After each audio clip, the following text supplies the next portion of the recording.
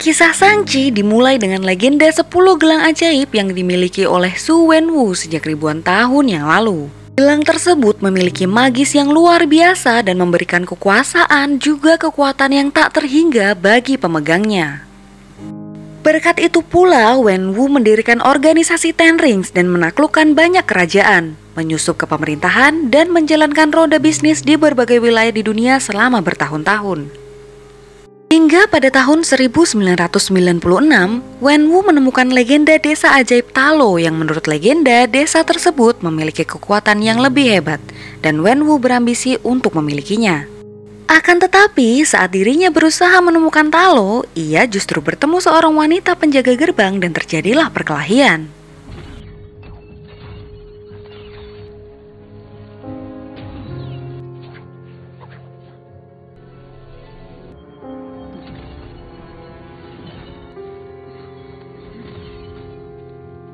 Diketahui wanita tersebut bernama Yingli. Setelah dikalahkan dan saling jatuh cinta, mereka pun memutuskan untuk bersama dan Yingli pun memutuskan untuk meninggalkan kekuatannya di Talo.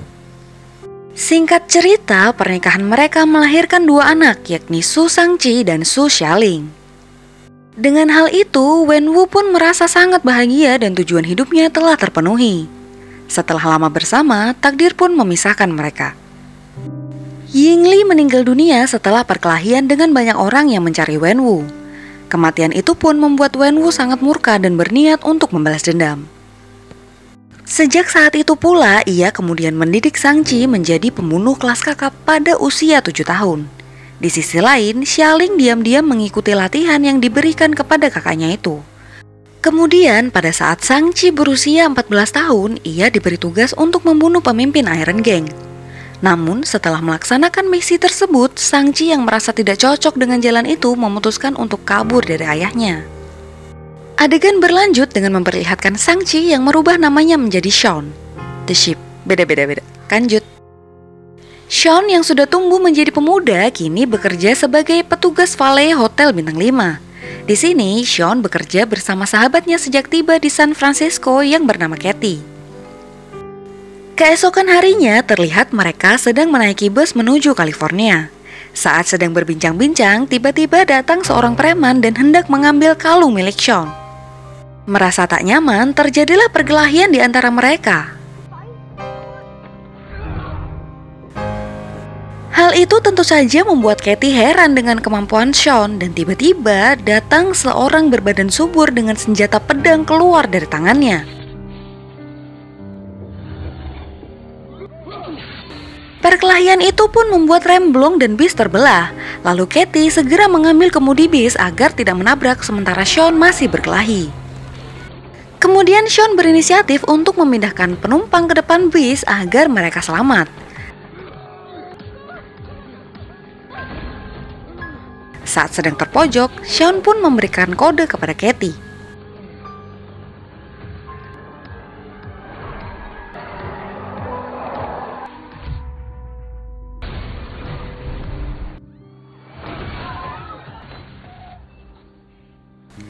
Beruntung mereka berhasil selamat, namun kalung Sean berhasil direbut. Scene berpindah di mana Sean berniat untuk pulang kampung karena mendapat kartu pos yang mengatasnamakan adiknya. Di sini, Sean memberitahu identitas aslinya kepada Katie dan orang yang tadi mengejarnya adalah suruhan dari ayahnya. Mendengar hal itu, Katie pun memaksa untuk ikut dengan Sean. Singkat cerita, mereka pun sampai di tempat tujuan. Saat di dalam lift, Sean dimintai tanda tangan untuk masuk. Kemudian ia menanyakan keberadaan adiknya kepada si petugas, namun gak ada respon. Setelah di lantai tujuan, Sean bertemu dengan John yang akan mengantarnya ke arena pertarungan. Di sini Sean menolak dan memberitahu bahwa ia mencari adiknya yang bernama Su Xialing. Di sini John mengatakan bahwa Sean tak bisa mundur karena telah menandatangani kontrak lalu mengajaknya ke arena. Di atas ring terlihat Wong yang sedang bertarung dengan monster.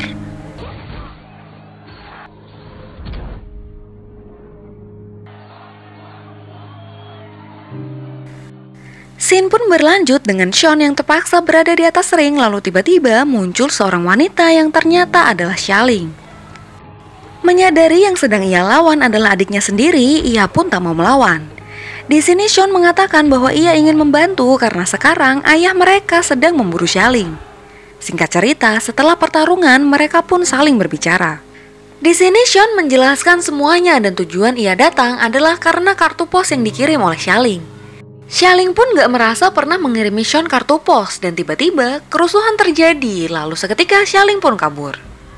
Mereka pun dikejar oleh beberapa ninja dan terjadilah pertarungan.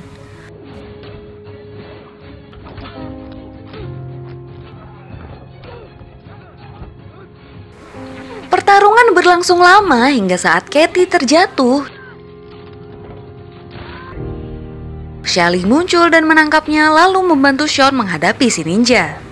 Tak lama kalung Xialing berhasil diambil dan Sean langsung mengejar si ninja hingga di satu ruangan.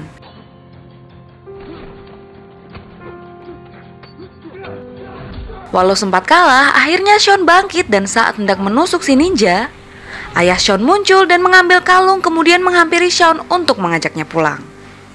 Scene berlanjut dengan mereka yang sudah sampai di lokasi. Pada saat makan malam, Wenwu menjelaskan maksud dan tujuannya untuk pergi ke Talo. Wenwu menjelaskan bahwa ia mendapatkan bisikan dari Yingli untuk menyelamatkannya di balik tembok besar di dalam Talo. Kemudian Wenwu mengajak mereka ke satu ruangan dan memasangkan liontin pemberian Yingli ke patung naga. Seketika muncul peta 3 dimensi yang menunjukkan jalan menuju ke Talo yang dijaga dengan labirin hutan yang bergerak. Di sini Xialing bertanya apa yang akan dilakukan jika mereka tidak mengizinkan masuk. Wenwu pun menjawab akan membakar semua penduduk yang tinggal di sana. Mendengar hal itu, Shang-Chi dan Xialing tak terima kemudian dihajar dan dikurung. Saat sedang dikurung, mereka mendengar suara dan menghampirinya. Di sana mereka bertemu seorang lelaki bernama Trevor atau yang akrab dikenal sebagai Mandarin pada film Iron Man. Ketika mereka berbincang-bincang, tiba-tiba muncul hewan berbulu dan bersayap bernama Morris. Di sini Trevor memberitahu bahwa Morris mengenal Shang-Chi karena pernah tinggal di Talo. Kemudian Trevor berkata bahwa Morris dapat memandunya ke Talo saat itu juga. Mendengar hal itu, mereka pun memutuskan untuk kabur melalui terowongan ke garasi yang ditemukan oleh Xialing.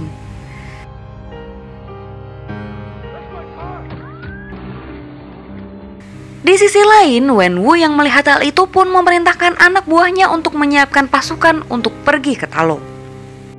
Singkat cerita, mereka pun sampai dan menunggu instruksi Morris untuk masuk.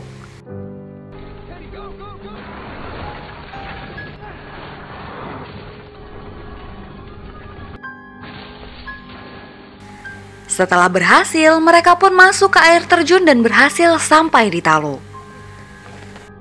Setibanya di sana, terlihat banyak orang yang mencegat mereka. Shang-Chi pun turun dan memperkenalkan diri kepada mereka. Namun di sini Shang-Chi disuruh kembali pulang dan mereka bersiap menyerang. Tiba-tiba datang seorang wanita yang merupakan bibi dari Shang-Chi dan Xialing.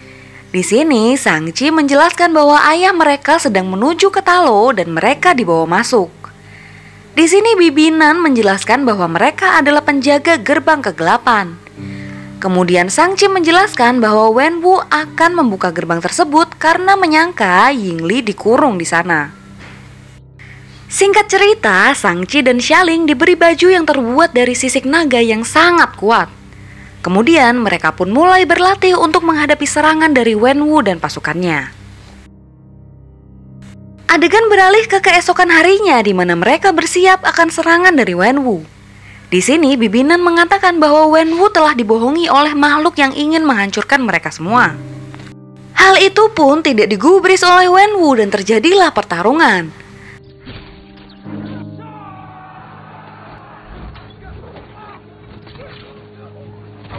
Terlihat Wenwu berjalan masuk ke dalam dan Shang-Chi pun mengikutinya.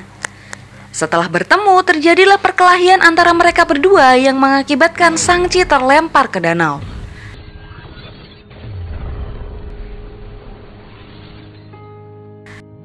Setelah itu, Wenwu pun pergi ke gerbang yang dilindungi sisik naga dan berusaha menghancurkannya. Terlihat dinding yang mulai rusak dan keluarlah satu makhluk. Di sisi lain, Xialing mengatakan mereka semua akan terbunuh jika mereka tidak bekerja sama untuk menyerang makhluk tersebut. Hal itu pun tidak digubris sama si Buntung, lalu tiba-tiba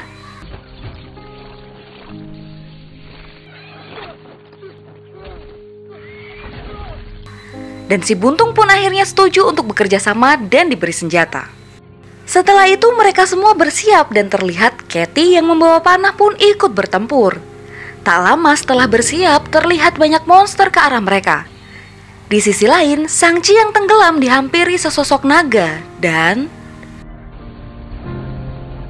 mereka pun berperang melawan monster penghisap roh. Sementara itu, Shang-Chi menuju gerbang untuk menghentikan Wenwu. Di sini, Shang-Chi menggunakan jurus yang pernah digunakan Yingli untuk menghadapi Wenwu.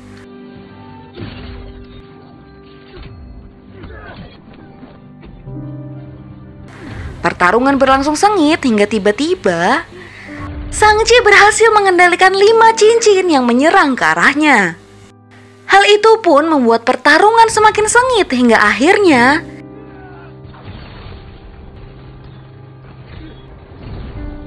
Shang-Chi berhasil menguasai 10 cincin milik ayahnya. Di sini Shang-Chi berusaha menyadarkan ayahnya hingga tiba-tiba muncullah Raja Monster dan menyerang mereka. Saat sedang sekarat, Wenwu memberikan cincin kepada Shang-Chi sebelum akhirnya ia meninggoy. Setelah itu si monster pun hendak menyerang Shang-Chi namun digagalkan oleh naga yang dikendalikan oleh Xialing. Lalu si monster menuju ke desa dan Shang-Chi merobohkan tembok agar monster tidak bermunculan lagi. Di sini terlihat si naga yang hampir berhasil mengalahkan si monster. Namun karena terus mendapat tambahan kekuatan dari roh, si monster pun berhasil bangkit. Tak lama si monster pun hendak menghisap roh si naga. Di sisi lain terlihat Pak Tua memerintahkan Katie untuk memanah ke tenggorokan si monster. Saat roh naga hampir keluar, terlihat panah yang menuju ke si monster. Hal itu pun dimanfaatkan oleh Shang-Chi dibantu oleh Xialing menghajar tembolok si monster hingga akhirnya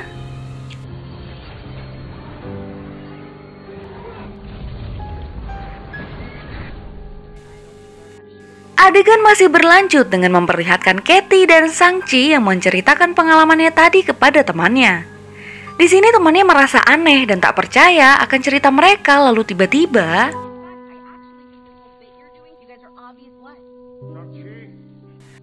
terlihat Wong yang keluar dari portal dan mencari Shang-Chi. Di sini Wong menanyakan keberadaan cincin lalu mengajaknya pergi bersama Katie.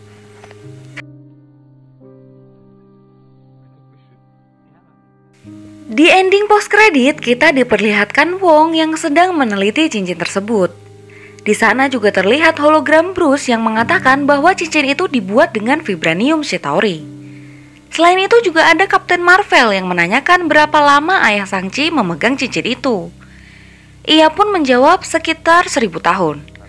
Kemudian Wong berkata bahwa dari strukturnya cincin itu berusia lebih dari 1000 tahun. Kemudian Wong menunjukkan jeruan cincin itu dan terlihat ada detakan. Wong menjelaskan bahwa cincin itu mengirimkan pesan. Tak lama setelah itu Kapten Marvel dan Bruce pun pergi. Kemudian Wong menjelaskan bahwa kehidupan mereka akan berubah mulai sekarang lalu menyuruh mereka untuk pulang dan beristirahat. Itulah alur cerita dari film Shang-Chi and the Legend of Ten Rings. Kedepannya sepertinya The Avenger akan menghadapi villain baru nih guys. Karena gak dijelaskan cincin itu ngirim sinyal kemana dan ke siapa. Jadi gimana menurut kalian? Tulis spekulasi kalian di kolom komentar dan terima kasih udah nonton. Have a nice day.